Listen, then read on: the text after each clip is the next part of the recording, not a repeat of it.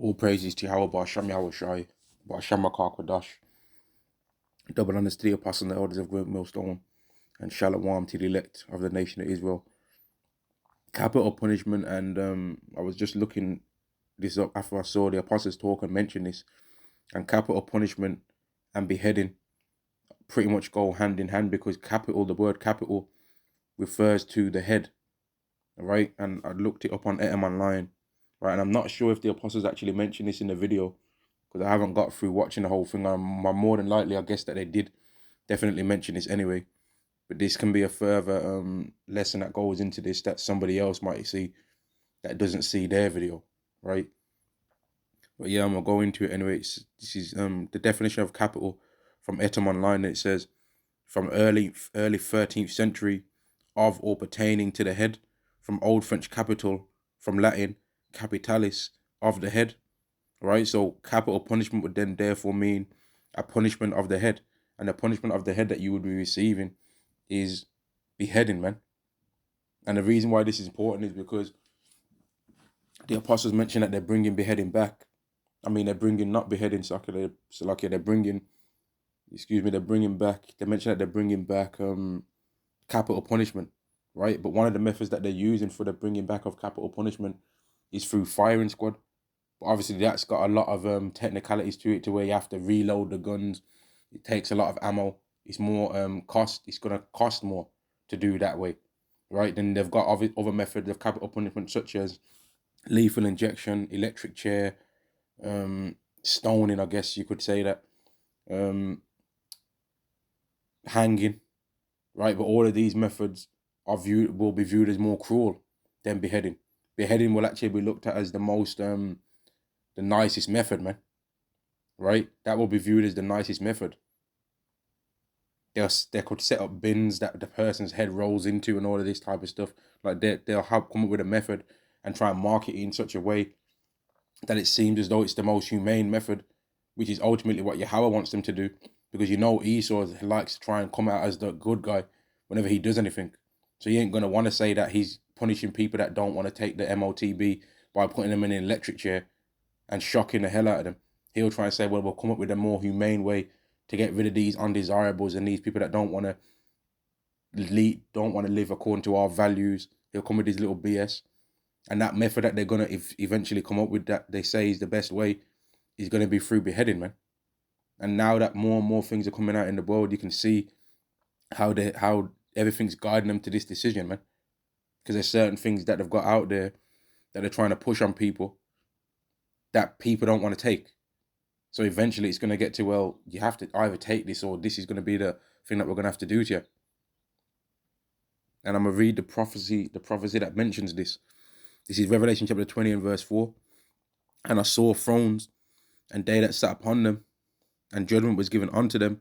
And I saw the souls of them that were beheaded for the witness of Yahweh Shai, and for the word of Yahweh, and which had not worshipped the beast. All right, so these people are not going to worship the beast. They ain't going to worship this society, man. Neither had received his image, right? Neither his image. So they didn't worship the beast. They didn't like him. They didn't like his ways. They didn't like his ideas that he was pushing out in the world. They wasn't down with that alphabet stuff, right? They wasn't down with the food that he pushes out. They looked at him as though he was a scumbag, like it says in like how it says in Wisdom of Solomon, the 2nd chapter, man. We viewed him as a counterfeit. This is Wisdom of Solomon chapter 2 and verse 15. He is grievous unto us even to behold, for his life is not like other men's. His ways are of another fashion. And those people that are not going to take the MOTB, their ways are of another fashion, right? And we're grievous to even be seen by these people that don't believe in the Lord. They get bothered when they see us, man. It bothers them. Verse 16, we are esteemed of him as counterfeits. He abstaineth from our ways as from filthiness. He pronounceth the end of the just to be blessed, and make of his boast that God is his father. Let us see his words be true, and let us prove what shall happen in the end of him. For if the just man be the son of God, he will help him and deliver him from the hand of his enemies. So they're going to try and put us in this situation, right? Saying, well, if he's a just man, just like they did to Yahweh Shai, if he's a just man, well, God will help him. We put him in this situation. And if he's of the elect, like he says he is, If he's a chosen, like he says, well then when we put him in this situation, God's going to have no choice but to show himself to us. But they don't understand that God don't have to show himself to nobody, and that God will make us lose our lives in that time, right? But that will be so that he can make that prophecy come to pass. Verse 18, for if the just man be the son of God, he will help him and deliver him from the hand of his enemies.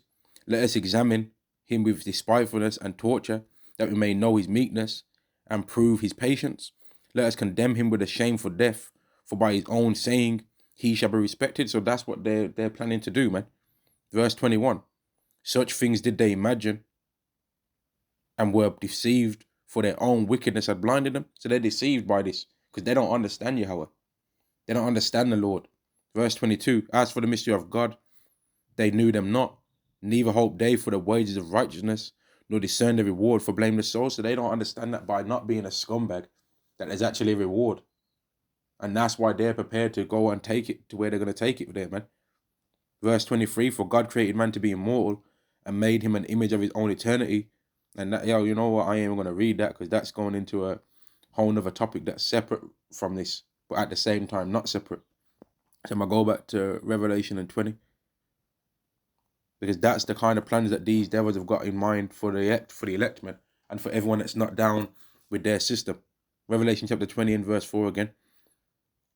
And I saw thrones, and they that sat upon them, and judgment was given unto them.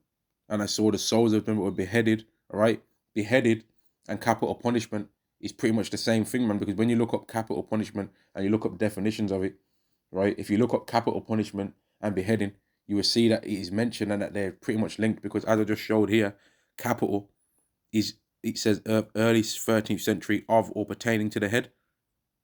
So when it's saying beheaded, it's basically pretty much saying capital punishment. That were beheaded for the witness of Yahweh Shai and for the word of Yahweh, and which had not worshipped the beast, neither received his image, neither had received his mark upon their foreheads or in their hands, and they lived and reigned with Hamashiach 1,000 years.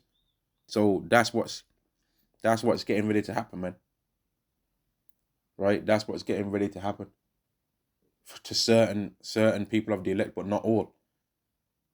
I just thought I'd do this video showing that capital punishment and beheading are pretty much the same thing, man. End the lesson there. All praises to Yahweh, Ba'ashem Yahushai, Ba'ashem Makar Kodash, and Shalom to the elect to the nation of Israel. Shalom.